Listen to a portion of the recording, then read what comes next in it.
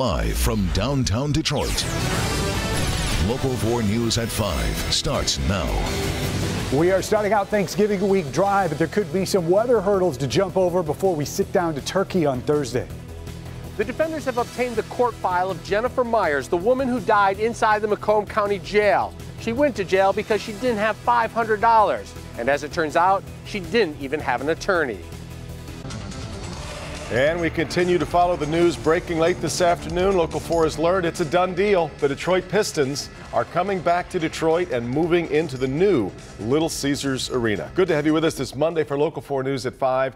The talk has been there, of course, for weeks now, and now it is going to happen. The Pistons will soon have a new home. Now, that big announcement is set for tomorrow. Bernie, though, has been talking to his sources throughout the day. And what can you tell us? Nothing. No, a few things. They are coming downtown. That is a final. They are moving back downtown, and they will play in the Little Caesars Arena. The announcement comes tomorrow, 3 o'clock press conference.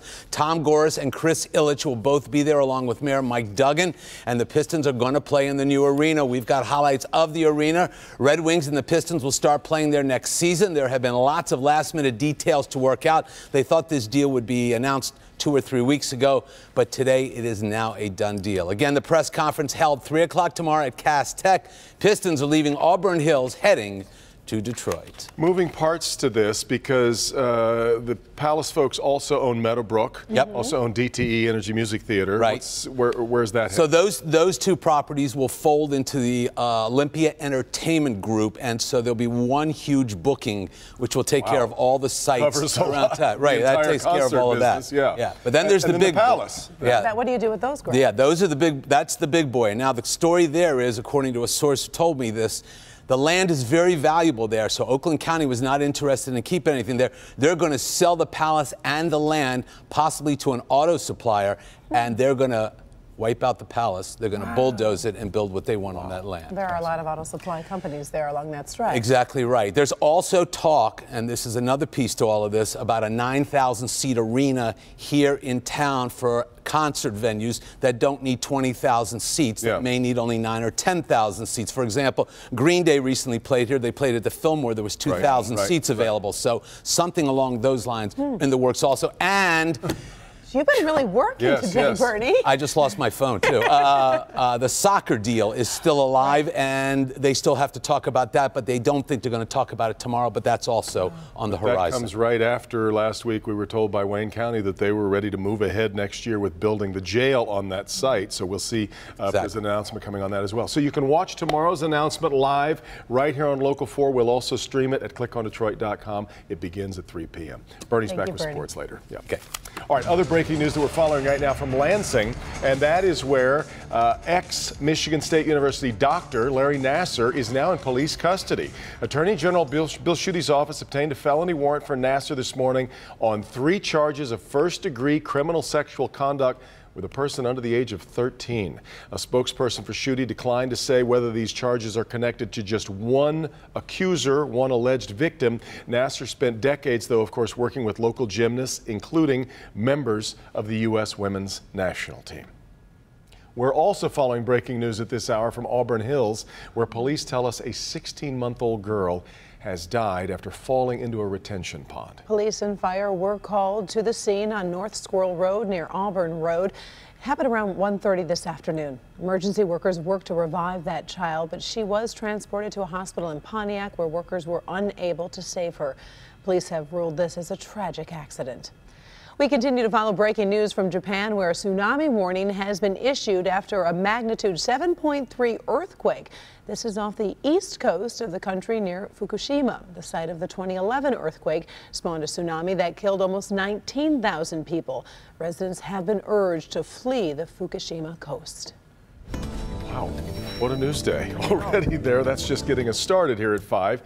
Safe to say it's going to be a little bit easier, I think, for everybody to get into the holiday spirit with the weather we've got this week as opposed to, say, last. That is true. Last Friday was unseasonably warm, and boy, winter has arrived for us and many parts of the country, Ben. It is definitely feeling more seasonably cool, to put it mildly. We've got 35 out there right now.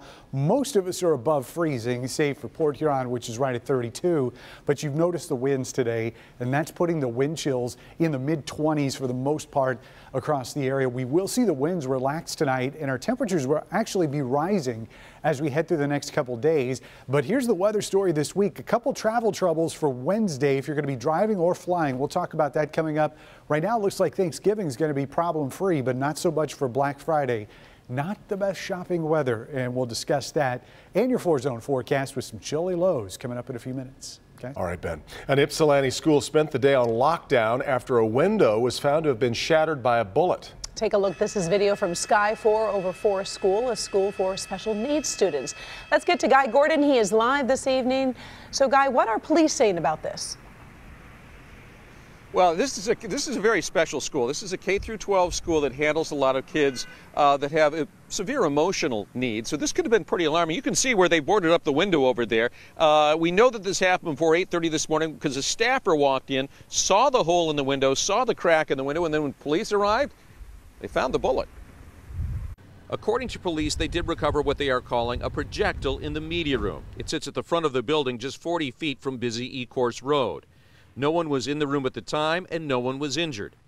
A statement for the district says students and staff continue their instructional day, but for precautionary measures, the school remained in a soft lockdown for the duration of the day, end quote. A soft lockdown means no visitors in the building allowed unless it's an emergency. Well, yeah, do you see that kind of thing happening around here? Never, never, never. Neighbors living adjacent to the school are frustrated that someone, anyone, would take a pot shot at a school. You would have heard it. I would have heard it, yeah, sure.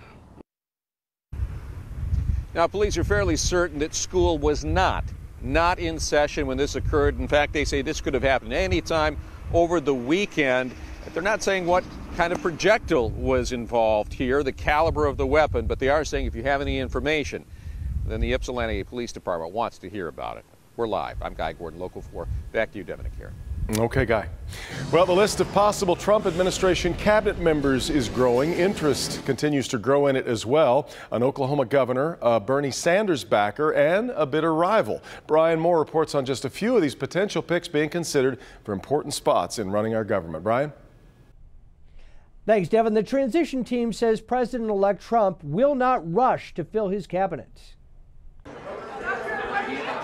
The cabinet candidates parading through Trump Tower are selling themselves, and not just to the president-elect. Hey, listen, I'm not competing with anybody.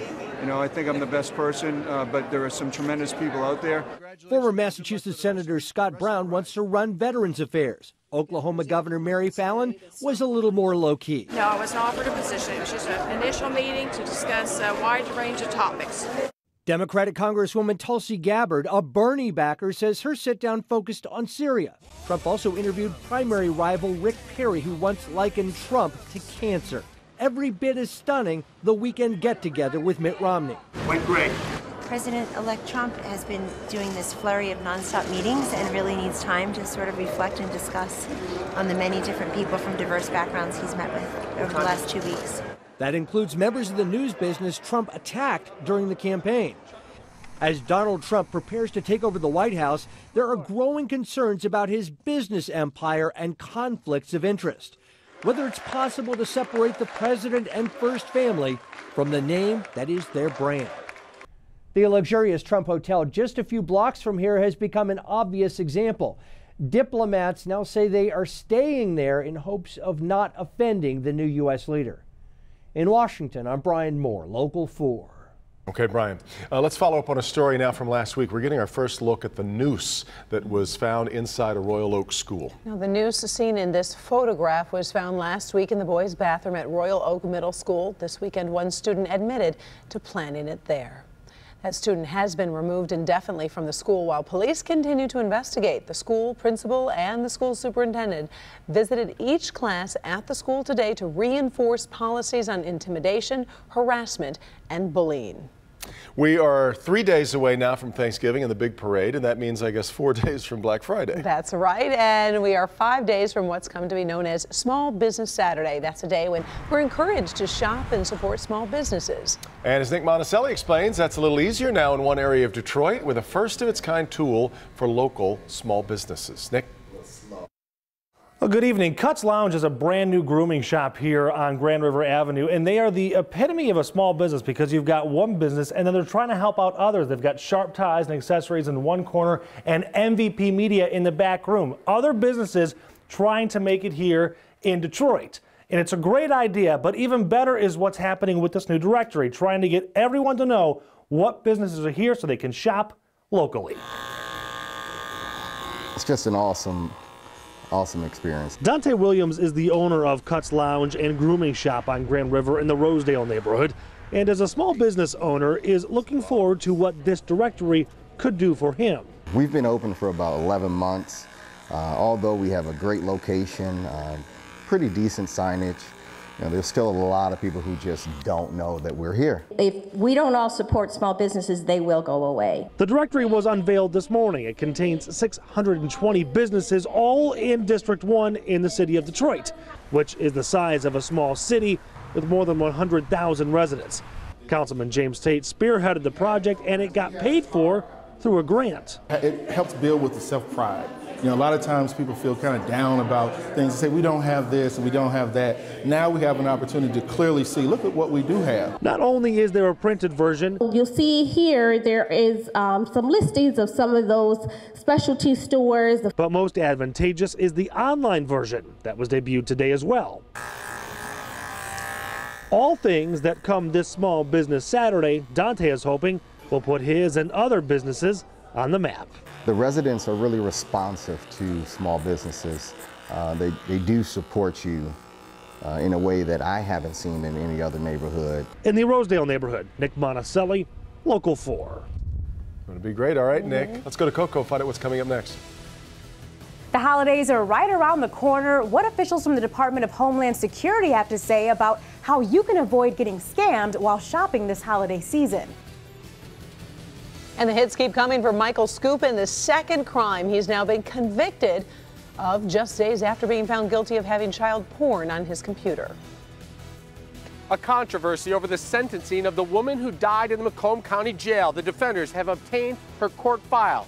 She had no lawyer and could have got out of jail if she only had $500. This is new at 6. A big moment in the push towards self-driving cars. We'll show you where the crucial testing is going to take place right here in Metro Detroit.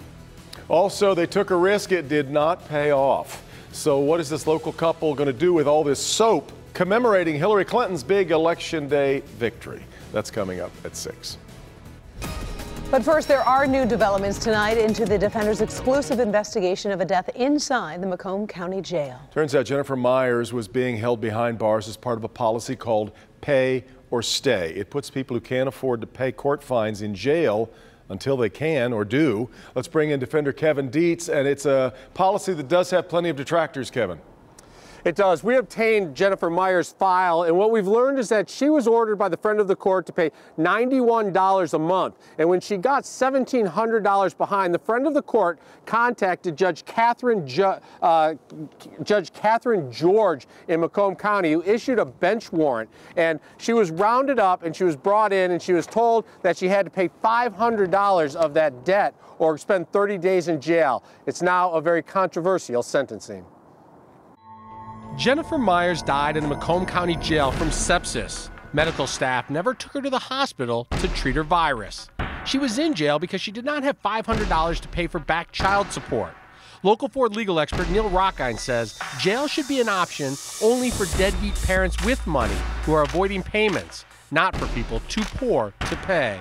This woman's death is going to be hanging over the legal system's head for a while. A person who doesn't have any money should not be ordered to pay money.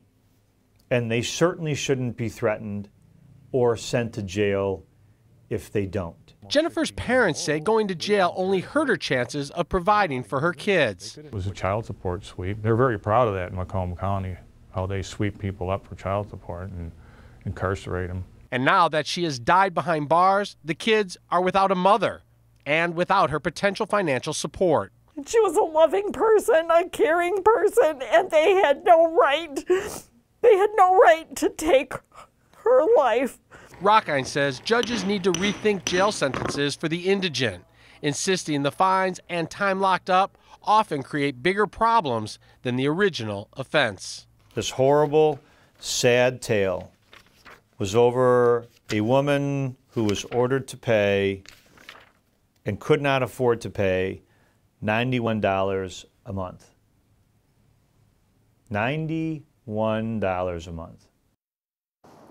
Witnesses in the jail say that Jennifer Myers was sick for several days and that they asked jail guards and the medical staff to take her to the hospital, but the request was ignored. A lawsuit has been filed by the family of Jennifer Myers in federal court.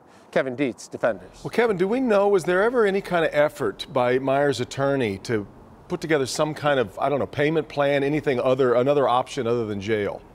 Yeah, that's what you would have hoped for, but in this case, Jennifer Myers did not have an attorney. She couldn't afford one, and she waived her right to a court-appointed attorney, so she ended up representing herself, which is another problem in this difficult case. Sure is. All right, Kevin. Former Survivor contestant and Michigan native Michael Skupin pled guilty today to his role in a Ponzi scheme. Oakland County prosecutors say Skupin duped friends and strangers into making cash investments in his gifting scheme called Pay It Forward. Today, he agreed to pay the victims $30,000 in restitution. On Friday, Skupin was found guilty on 4 counts of possessing child porn. He will be sentenced on December 27th. Ben's turn now. Here we are. It is a big week as we count toward the parade, of course, on Thursday. But the switch from last week is still a little crazy. I mean, jarring. the transition from 67 to 37, throw in some cold wind. Yes. But the sunshine does help. Maybe psychologically only. Oh, sure, no, perhaps. I'll buy that. Let's go with that. But we're not going to see it too much longer. We'll have to trade that in for some clouds here before too long. 39 was the high temperature today, so we were below average on both the high and low end. This was only the 3rd time this month in 21 days that we have been below average. So most of November, we've been skating through on the lucky side of the temperature aisle. But as you look downtown right now, temperatures are in the 30s, but it's the wind also that's having an effect. Wind chill 27 right now at Metro. Skies are going to clear out tonight, and as we say all the time, that does not help us out, at least temperature-wise, when we get to the overnight with those clear skies. The wind should stay up enough to keep those temperatures from really cratering, but it is going to be a chilly night. It's 30s pretty much all over the region except for the UP, which is in the 20s right now. Marquette and the Sioux both at 27 degrees. You see how those clouds have been thinning out during the day?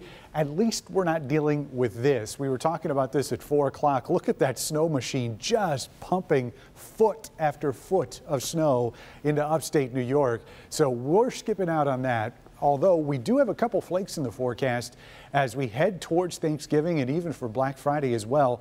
Just in the short term, though, it's going to be clear skies tonight. And then the high clouds start moving in from the west, and this is advance of that system that is going to bring a couple of trouble spots as we get into Wednesday for folks traveling across the Great Lakes in the Midwest. Here's your 4-zone forecast, though, tonight as we look at low temperatures.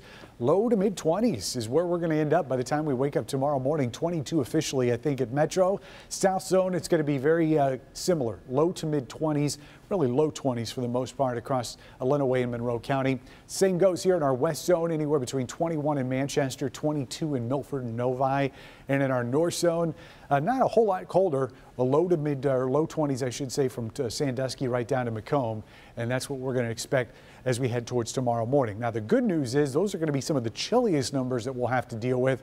We just don't warm up a whole lot beyond that. 39 in the afternoon tomorrow with sunshine. We will make it into the 40s for high temperatures on Thanksgiving. By the way, it looks like that parade is going to be dry on Thursday morning as we head down Woodward. So any snow and rain that shows up on Wednesday will become all rain Wednesday night and then dry out as we head towards Thursday morning. Could see some showers and a couple of flakes on Friday. That's mainly going to be in the afternoon. So if you are going to be camping out overnight, you may escape some of that precipitation. You doing that camping out overnight thing, Karen? You know, I had plans, but I did it last week, so I'm going to skip. Moving hell on. All right, Doc. Totally didn't. Taking a trip? Well, too many vacations include a visit to the emergency room. I'm Dr. Frank McGeorge. Coming up, 4 steps to help you enjoy some R&R without ending up in the ER. All right, Frank, but first, stories from across Michigan, including what caused this massive fire that led to a harrowing rescue along a West Michigan highway. And that's next. Across Michigan this Monday, following Storm Motran up in the UP, Stanwood over in Mecosta County.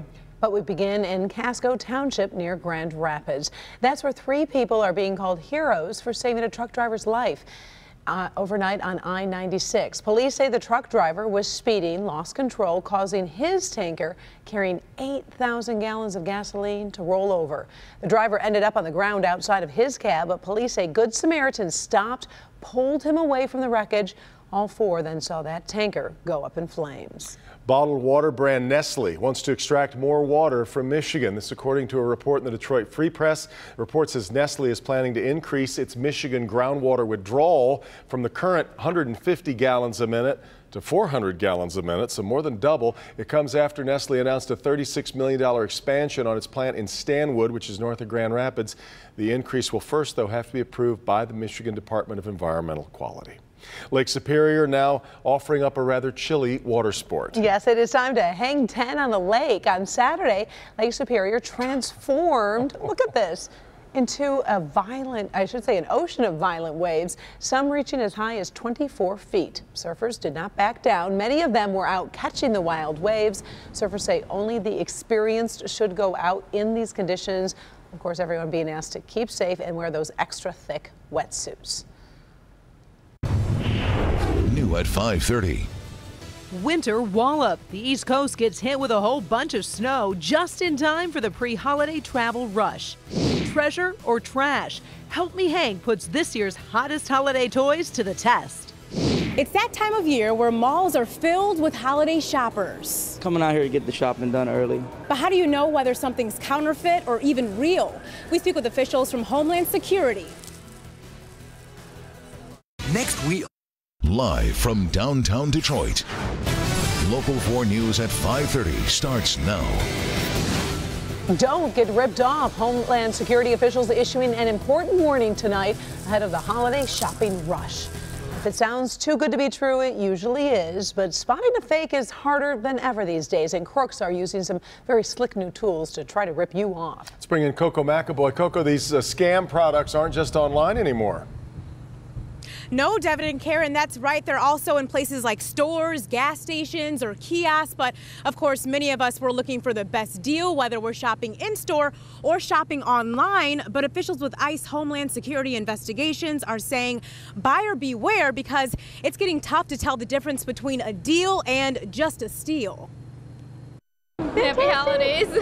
Yes, the holidays are right around the corner, and that means places like Fairlane Town Center are getting busy with shoppers, either getting a head start, Coming out here to get the shopping done early.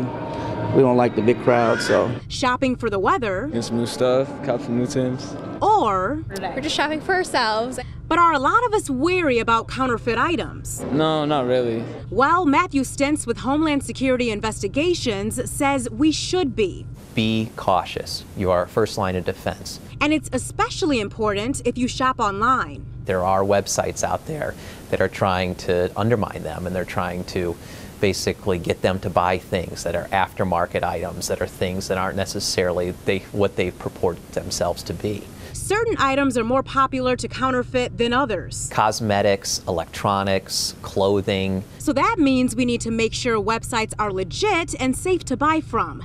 Stentz also suggests talking to your fellow shoppers out there to see what's worked for them and what websites are a no-go to avoid being scammed this holiday season. They're the ones out there, spending their money, whether it's, trying to find deals out there, and they're the ones that need to be aware of what they're buying. And officials say you'll be able to tell if something is counterfeit based on the feel or if it simply doesn't work as advertised. But they've also got some more tips for us. They say buy from reputable stores or manufacturers. Make sure you do your research and check reviews. Also saying don't buy anything from bulk email. So just try your best to be safe this holiday shopping season. Reporting live this evening, I'm Coco McAvoy, Local 4. So, Coco, you've got a counterfeit item. You feel stupid. What kind of recourse do you have? Yes, Devin. So officials say simply try to give it back to the vendor so that you're not stuck with it. But they also are saying, of course, to make sure to tell law enforcement that you found this counterfeit item so that they can end up going after them and trying to end this. A step a lot of people skip, no doubt. All right, Coco. We continue to follow breaking news at this hour in the city of Detroit. That's where we have confirmed a news conference set for tomorrow will officially announce the Detroit Pistons are moving downtown and into the new Red Wings Arena. We're told along with that move, the Palace of Auburn Hills is expected to be demolished. We will continue to update you as we learn new details. A driver is recovering after being seriously injured in a crash in Highland Township. Sky 4 was over the scene earlier today, and you can see a white Chrysler 200 went over a guardrail and crashed into a utility pole. It led to eastbound M59 east of Harvey Lake Road closing for several hours. One lane is back open tonight. No word on when the other lanes will reopen. Gotten pretty cold for us, but luckily we didn't get this. This is what it looks like right now in New Jersey today. Video from West Milford, about 40 miles north of Newark. They got 4 inches of snow in the first significant accumulation for that part of the country this year. Also, this snow came less than 24 hours after they were enjoying the same kind of temperatures that we were last week, temperatures in the 60s. So heading into the holiday, let's stay away from that for a little while. You know what? They're in a drought. They need the precipitation, but they probably would have wanted rain instead of snow. Beggars can't be choosers. We did have snow angels at the U of M game on the field on Saturday. That was kind of fun. That's true. We're dry now, but there could be a couple flakes around as we head towards Thanksgiving Day. And we're going to focus on the travel forecast as we get into Tuesday and Wednesday, and it looks like the trouble spots are going to be in the central part of the country.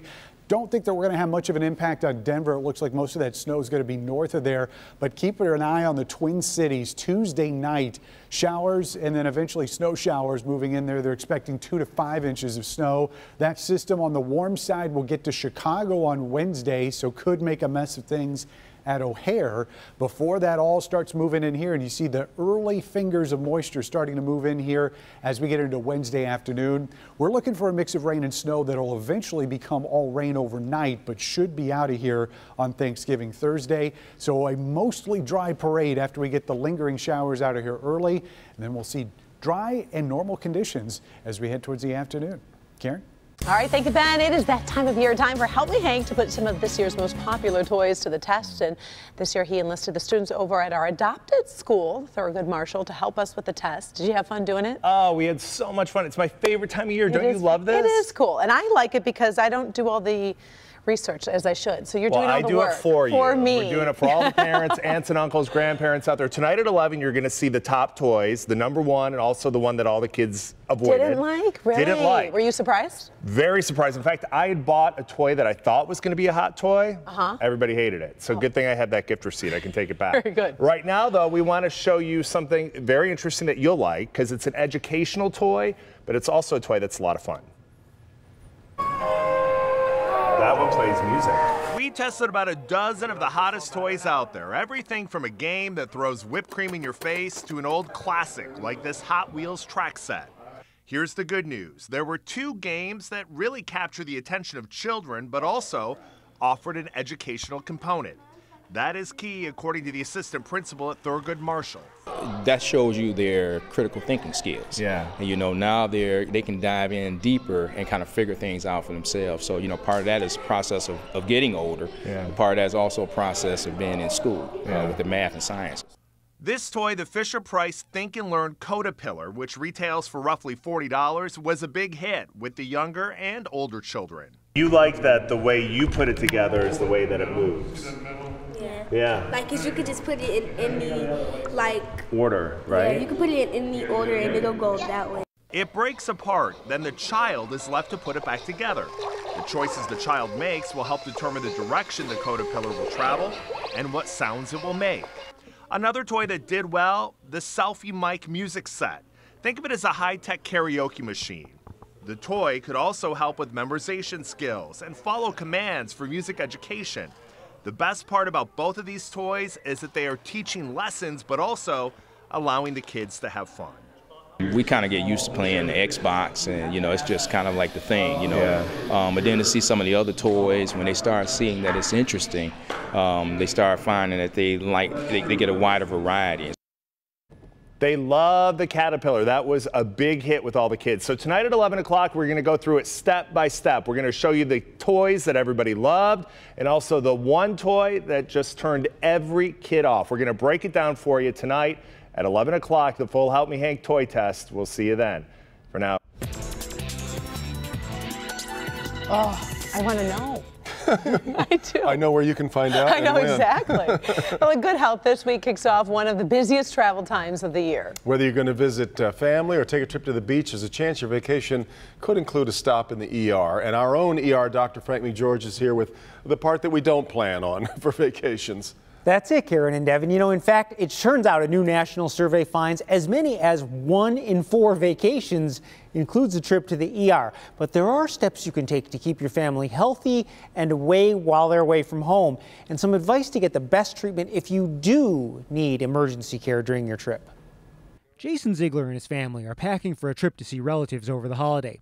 Unlike a recent vacation, this time they're hoping to spend more time on R&R and less time in the ER. Try to play it off, and next day just couldn't do it anymore. Had to go to the emergency room and see what was going on. Ended up rupturing my eardrum and just had a horrible time the rest of the week. Needing medical care on vacation is more common than you might think.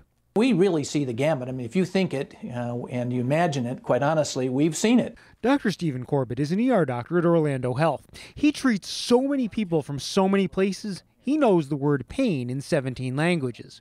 His first tip, never go on vacation if you're not well to begin with. If you're ill or sick before you leave and you wouldn't go to work that day, you probably shouldn't go to your vacation that day. A surprising number of travelers forget to refill medications before they leave. Corbett suggests using your phone to take photos of prescriptions and allergies and upload important x-rays or other images. You'd be surprised at how many people have something brand new or acute, like an operation in the recent past, and have almost no details about who, what, or why they had their procedure. Finally, if you're going out of the country, buy traveler's insurance. Medicare and some private plans do not cover care outside of the U.S. Now, it's also important to always pack your medicine in a carry-on bag in case your luggage gets lost. And be sure to pace yourself. A lot of vacation trips to the ER come from overdoing it, staying in the sun too long, drinking too much, or eating too many new foods. We're doing all those things. Never. Yeah, never done that. I hate to be the fun pooper, but you know, it's one of those things. To the point we heard there, if you're not feeling good enough to go to work, why would you? But you plan this for maybe 6 months. You've been waiting to go, and you push yourself to do it. And then anyway. you get there, and that's when you collapse. Right. Tickets are booked, but sometimes you got to step back. All right. Thank you, Doc. Let's check in with Jamie Edmonds. Jamie. It's Ohio State week, and Coach Harbaugh likes to say every week is like championship week. But take a look around at the room and how many reporters are here. Coming up on Local 4, hear from the players and coach. But first, very real worries about tonight's NFL game. What makes this one so different that medical experts for both teams are preparing for the worst? Through December. New at 6. For many girls, learning to dance is just a normal part of their childhood. But new at 6, find out why these lessons mean something more. And in... Plus, the allergen most parents and probably most teachers would be surprised to learn is lurking in schools that makes kids' asthma worse. That's tonight at 6. Monday Night Football kicks off tonight from Mexico City, and while there's really a lot of excitement about the game, there's also some major concerns about how that elevation might affect the players. It's considerable difference. Estadio Azteca is over 7,000 feet above sea level. That is more than 2,000 feet higher than any NFL stadium, including Denver. Thin air mixed with pollution in the area expected to cause some serious problems for the players. As a precaution, the NFL is expected to supply both teams with extra oxygen masks on the sidelines.